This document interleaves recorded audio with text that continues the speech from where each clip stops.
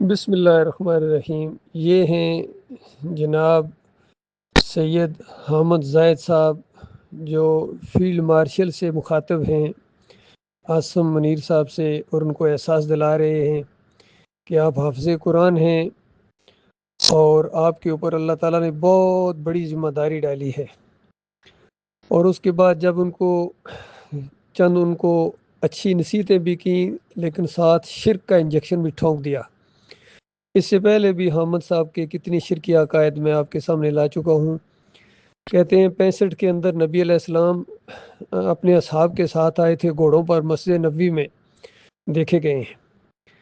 غور کرنے والے غور کریں کہ جنگ انڈیا پاکستان کی ہو رہی ہے اور نبی علیہ السلام اور صحابہ صرف مسجد نبوی میں آ کے بیٹھ گئے ہیں۔ اللہ کے بندو، صحابہ میں جو شہداء ہیں یا انبیاء ہیں، نبی علیہ السلام ہیں، وہ جنت میں زندہ ہیں، ان قبروں میں نہیں۔ نہ یہ دنیا کے معاملات میں مداخلت کر سکتے ہیں، نہ ان کو کچھ خبر بھی ہے۔ دیکھیے جنگ بدر کے اندر جو شہید ہوئے تھے وہ جنگ احد میں نہیں آئے تھے۔ اسی طرح جنگ احد میں حمزہ رضی اللہ تعالیٰ عنہ جیسے آدمی شہید ہوئے، وہ بعد میں کسی جنگ کے اندر نہیں آئے ہیں۔ داؤد علیہ السلام کتنے جنگجو گزرے ہیں، مجاہد، اور موسیٰ علیہ السلام، ابراہیم علیہ السلام۔ کبھی اشارے میں بھی نبی علیہ السلام نے نہیں بتایا کہ نبی یہ انبیاء آئے ہیں جنگوں میں آ کے انہوں نے شرکت کی ہے، کیونکہ یہ قرآن کے عقیدے کے خلاف عقیدہ ہے۔ الحمدللہ سے لے کر والناس تک اللہ تعالیٰ ایمان عقیدے کی باتیں جو بتائی ہیں اس کے خلاف یہ زاہد صاحب جو ہیں یہ شرک کا انجیکشن دیتے ہیں، اور فیلڈ مارشل عاصم منیر صاحب کو ابھار رہے ہیں کہ فلسطین کے معاملے میں کیا آپ جواب دیں گے نبی علیہ السلام کے دربار میں جا کے، جب وہاں روزے پر پہنچیں گے اور وہاں جا کے پوچھیں گے، جب نبی علیہ السلام اندازہ لگائیں گے یہ شرک ہے۔ اللہ کے بندو غور کرو، آخرت کا اگر ان کو احساس دلائیں کہ دیکھو اللہ نے آپ سے پوچھنا ہے اور آپ کے اوپر اتنی بڑی ذمہ داری ہے، تو آپ فلسطین کے معاملے میں تو کیا جواب دیں گے؟ وہ تو ہے، لیکن خود جو ملک کے اندر شرک ہو رہا ہے اس کا جواب کون دے گا؟ جو چادریں چڑھائی جا رہی ہیں، عرس کیے جا رہے ہیں، میلے لگائے جا رہے ہیں، یا علی مدد کے نعرے، یا رسول مدد کے نعرے، 11ویں بانٹی جا رہی ہے، کیک کاٹے جا رہے ہیں، 10 محرم کے شربت پلائے جا رہے ہیں، گھوڑے کی پوجا ہو رہی ہے، پیری مریدی ہے، تعویذ گنڈا ہے، یہ اس کا جواب کون دے گا؟ بتائیے احمد صاحب۔ اس میں تو آپ بھی پھنس جائیں گے، کیونکہ آپ شرک کے انجیکشن دیتے ہیں، شرک کا باعث بنے ہیں آپ، اور امت مسلمہ کے جذبات سے آپ نے کھیلا ہے۔ جہاں اچھی باتیں بتاتے ہیں، آپ کو اللہ تعالیٰ نے بولنے کی صلاحیت دی ہے، کتنا فہم و فراست دی ہے، لیکن شرک کے معاملے میں اس طرح اپنی آنکھیں بند کر لیتے ہیں۔ تو اس سے آپ بھی توبہ کریں۔ پہلے سب سے پہلے احمد زاہد صاحب، آپ شرک سے توبہ کریں، جو یہ شرک پھیلاتے رہے ہیں، لوگوں کا یہ ذہن بناتے رہے ہیں کہ نبی علیہ السلام آ جاتے ہیں اور صحابہ کرام یہاں آ جاتے ہیں، اور یہ جو ابھی چند ماہ پہلے یہ انڈیا کے ساتھ ایک جھڑپ ہوئی ہے، اس میں بھی آپ نے کہا ہے کہ نبی علیہ السلام آئے تھے، میزائلوں کا معائنہ کر رہے تھے۔ کتنا بڑا شرک آپ نے کر دیا، کتنا بڑا عقیدے کی خرابی آپ نے ہمارے فوجی بھائیوں کے ذہنوں کے اندر ڈال کے، اور اس کے بعد پھر ان کو شہادت پر بھی ابھارتے ہیں۔ حالانکہ ایمان عقیدہ اگر درست ہو تو میں کہتا ہوں ایک سپاہی کا جو حفاظت کرنا اپنے مورچوں کی اور پہرا دینا، یہ اتنا بڑا یعنی ثواب کا کام ہے، اتنا بڑا ثواب کا کام ہے کہ جو تصور نہیں کیا جا سکتا ہے۔ اتنی بڑی اللہ تعالیٰ نے عزت دی ہے مجاہدوں کو، لیکن ان مجاہدوں کو جن کا عقیدہ صحیح ہو، وہ غیر اللہ کی نظر و نیاز نہ کریں، نعرے نہ لگائیں، واسطے وسیلے والے نہ ہوں، جمہوریت کے کسی نظام میں نہ ہوں۔ عاصم منیر صاحب سے کہیں کہ سب سے پہلے یہ جو جمہوریت کا بت ہے اس کو توڑا جائے۔ اور پھر آپ نے جنرل ضیاء صاحب کی مثالیں دینا شروع کر دیں کہ جنرل ضیاء صاحب نہیں گھبرائے تھے، لیکن جنرل ضیاء صاحب نے رنگون میں جا کے گھنٹا بھی تو کھڑکایا تھا نا، بر امام جا کے عرس اور میلے کا افتتاح بھی تو کیا تھا نا۔ بتائیے وہ کس کھاتے میں جائے گا؟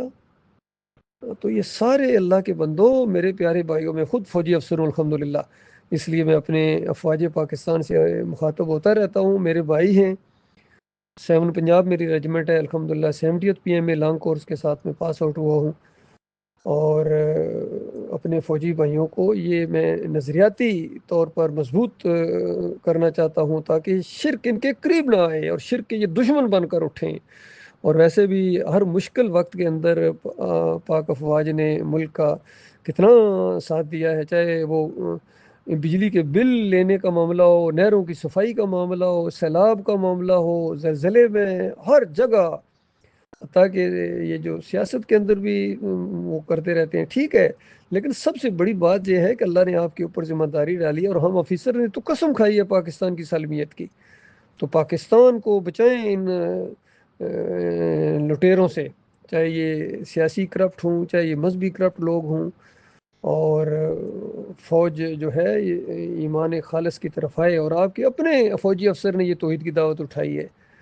کیپٹن ڈاکٹر مسعود الدین عثمانی رحمۃ اللہ علیہ نے، جو بہت بڑے عالم دین تھے، مخلص عالم دین تھے، مجاہد عالم دین تھے، پورا لٹریچر ان کا موجود ہے، ان کی تقریریں موجود ہیں، سب کو